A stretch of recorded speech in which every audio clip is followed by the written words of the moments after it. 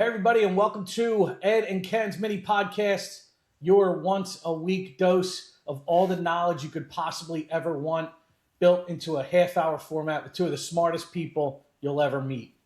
That's me, of course, and Ed Fordyce. How are you, Ed? Of course. And we're also very humble. And Humble. today we will be cut down to 15 minutes. So Uh-oh, yeah, we have a hard stop at 10 o'clock. And, of course, I did forget to tell Ed that we had a hard start at 9:30, and he was a couple minutes late. So, we'll have to work. if I I go was through just the close to records, sending a text when you logged on. I'm like, oh, he's gonna love this. if I go through the records, I'm gonna bet the casino that I've been on time more times than you. You're probably right. We're perfectly imperfect, brother. That's it. That's it. We have a cool topic today, and it's something that I think a lot of people are confused about. And I bring in like an example of where salespeople get confused. A lot of salespeople confuse marketing and selling. They're two different things. And you brought up a very, very good point, and that is they also have a distorted view, or they're confused about branding. So tell me what you mean by that. How are most sales professionals not thinking about branding in the right way? I'll read something in a second, but number one, I will send you and you can share it with our audience in the show notes. In the show notes, The, of course. the difference between marketing and branding. Okay. It is so good. It is so clear. And branding, though, again, I'll put up this book. I really like this book, Wealthy and Well Known. Build your personal brand and turn your reputation into revenue. So most of us think self-branding or branding is our logo. Or, hey, let me tell you about me. Or what is my brand? And what this book says is this leads us back to dismantling one of the most destructive limiting beliefs about personal branding. Ironically, a personal brand is not about you. It's about the people you were created to help. Building a great personal brand should not be a self-centered pursuit, but a service-centered one. And it goes on and on talk about, I love how they call it a mission-driven messenger. Let me take a step back. It's not about you, it's about the people you are created to help. Is that what you said? Yes. So in the real estate world, let me ask you, Ken, in the mortgage world, do you think your consumer clients and your agent clients would lean more in to, my name's Ken Jordan from Princeton Mortgage. We offer exceptional world-class service. We have this thing called the Blueprint, and we have very competitive rates that almost beat the pants off of any competitor out there because of our business model. Want to do business with me? Compared to, I want to share a story of two people who I think are my heroes.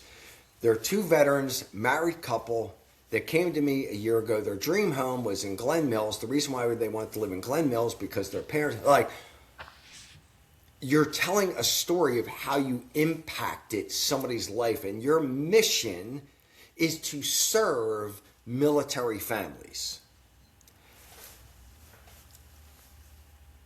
It is such a, and when I send you the difference between marketing and branding, which I am not an expert in either.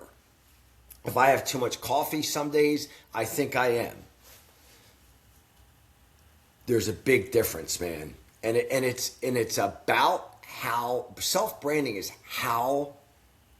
what feeling do we leave with people? Yes. I think you just hit the nail right on the head. I mean, branding has an emotional component to it. Marketing is very simple. Product, price, promotion, and place. That's marketing. What is your product? How do you promote it? How do you price it? And where do you sell it? And where do you show up? And where is it available? That's all marketing. And that's the P's of marketing that I learned back at Penn State, 30 years ago. Branding is how people feel when they hear your name, and how you drive that message is by telling stories. Like you said, I think that you're dead on. In fact, there's a great book called Story Branding, which walks you through how Hollywood, and I'm sure you've heard this, right? How Hollywood tells a story. Okay? And no matter what story it is, whether it's Star Wars or whether it's Forrest Gump or whether, you name it, pick one of your favorite movies of all time, okay, that had a great storyline, and they all have similar components, macro components, okay? Number one, every single story has a hero, okay? And in every one of those stories, that hero faces a challenge. And it's not a little challenge. It's a huge challenge. It's a life or death challenge. It's an existential challenge. It's a challenge that could change the trajectory of a generation. All of these things are challenges. And your hero has a challenge. And then along comes a guide. Okay? And that guide helps the hero to tap into what their potential is to overcome that challenge and win. And what do they say at the end of every story? Like, and happily ever after, right? Think about it. Where most and this is what I've learned is that where most real estate agents and loan officers go wrong, they think they're the hero, and they're not. If you're telling your story and you're positioning yourself as the hero with the challenge, you're putting yourself in the wrong spot of the story. You're the guy. The customer is the hero. The real estate agent is the hero. And it's not pandering. It's not to say, like, I'm going to go on and tell this great story about how, how this deal came together. And for me as a loan officer, I'll speak how this deal came together and how the real estate agent really went above and beyond to make sure that this thing got closed. Even though I did my part and I really kind of did a heavy lift, it's not pandering to say, hey, listen, the reason this got done was because of you and how you managed this and how you trusted me and how you navigated the details. Like, they're the hero of that story, and they want you to be the guide. They don't even want you to be the hero. They just want you to be the guide. Same with your borrowers, man. Same with your buyers. They want you to be the guide. They are the hero. They're the ones with the struggle, right? And I think that's where the emotional story branding, great book. I just took a couple screenshots here. This says marketing is promotion, visibility, attention, engagement, gets you seen, generates leads. It's transactional. It grabs attention. It creates customers. It sells the product. It's short term and it's tactical. Branding is perception, emotion, meaning, trust, gets you chosen, generates sales, relationship, earns devotion, creates advocates, sells the meaning, long term, and it's strategic. It also says at the end here, and I'll have to listen to it to clarify, but I think it says marketing creates a moment. Branding creates a memory. That is awesome. Marketing creates a moment. Branding creates a memory. That's phenomenal. Yeah, so moments are forgotten. Memories are never forgotten, which leads me to, and this is going to be so counterintuitive to what you and I talk about. I had a great coaching call the other day, and this is towards our agent partners and other loan officers. And I call it one of the parrot comments that we make in our business. And it was, well, it's all about relationships. It's that parrot comment, is that thing you just say without very little thought. You're just repeating something you've heard or said a million times. That's it. That's it. And this guy goes, no, it's not. No, it's not. People are going to do business with you because you make them more money or you save them more money. The relationship is cool, but, and I was like, oh my gosh. And I thought about that and how over the years my little tender feelings were hurt because somebody left my brokerage or somebody used another loan officer. And when I really look at it, I'm like, I was fully dependent on our relationship. Why aren't you giving me the business? Dude, that was like I sort of knew it, but it's like getting that, the relationship's cool. It's great. It's great. But it has to be backed up with, let me show you on black and white how I serve you at a higher level, how your clients are going to be in better hands, how I'm going to make you more money, save you more money. So here it is. Great. Now we can go, go for a walk together.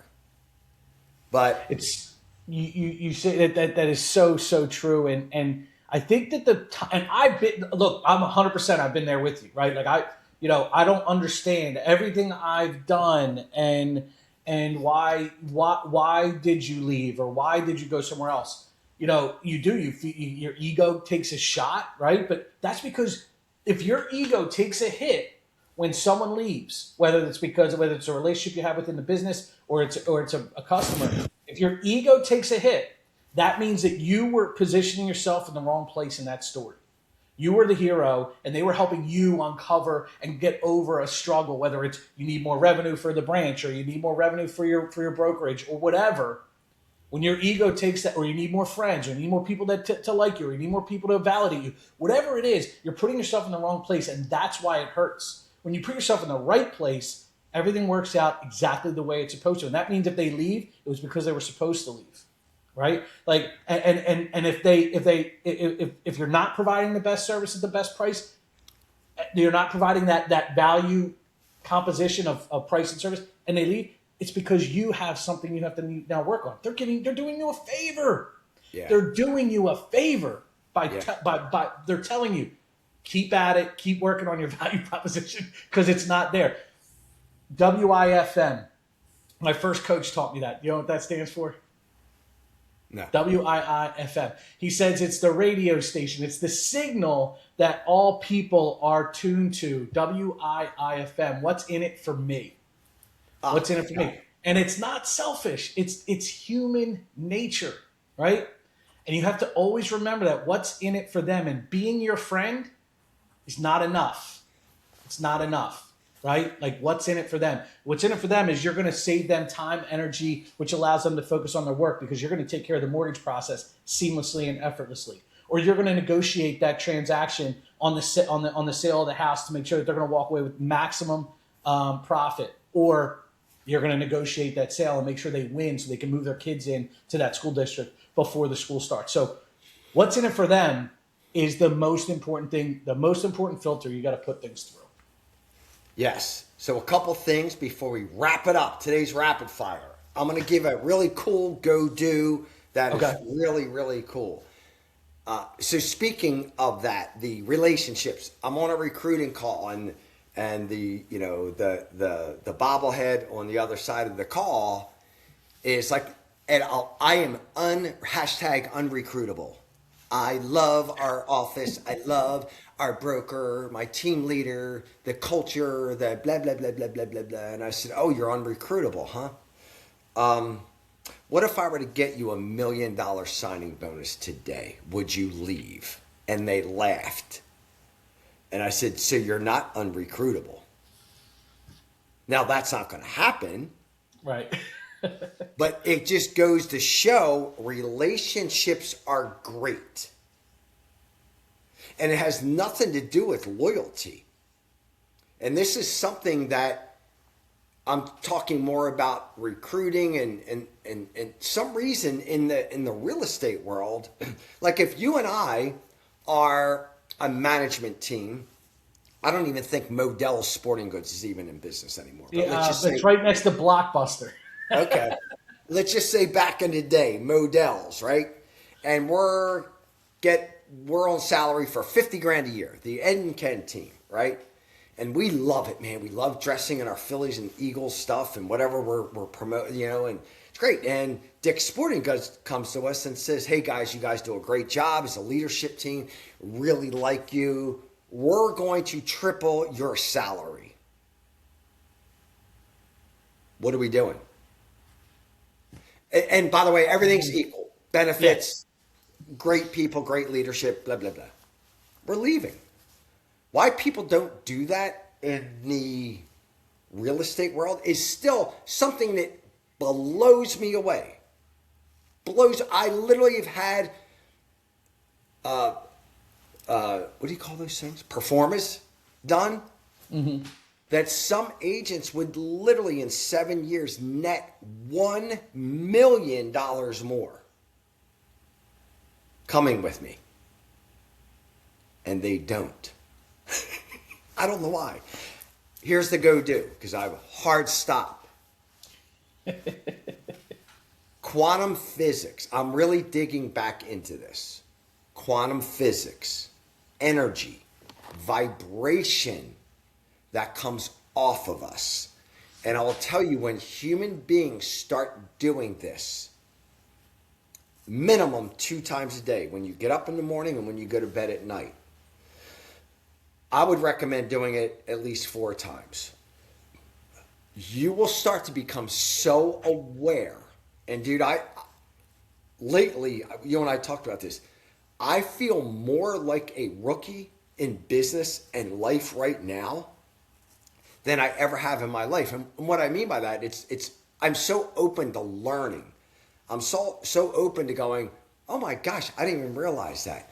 But when you start doing this, you become so aware of how many negative thoughts still go through our minds. So when you go to bed at night, just say these words. Something amazing, phenomenal, wonderful is going to happen to me in my life tomorrow. When you wake up, something amazing, wonderful, and phenomenal is going to happen in my life today for me. Dude, it changes everything. It's not woo-woo. It's actually science. It's quantum physics. It's vibration. It's unbelievable. There's my go-do. I love it, man. And I suggest, we all brush our teeth in the morning. We all brush our teeth at night, right? So put a little Post-it note on your mirror. You can't forget to do it. And make sure that you turn your phone off a full half hour before you go to bed. That's another go-do. Something that I've been trying to work on myself. If your brain, if you're scrolling and then you try and roll over and go to sleep, you're hurting your own sleep and you're hurting your own ability to retain and learn from the day. So that's good stuff, man. I appreciate you as always, Ed. We have another minute before your hard stop, so I'm going to give you back that minute. That way you can get ready for your next call. And I look forward to our next conversation next week. You got it, brother. See you guys.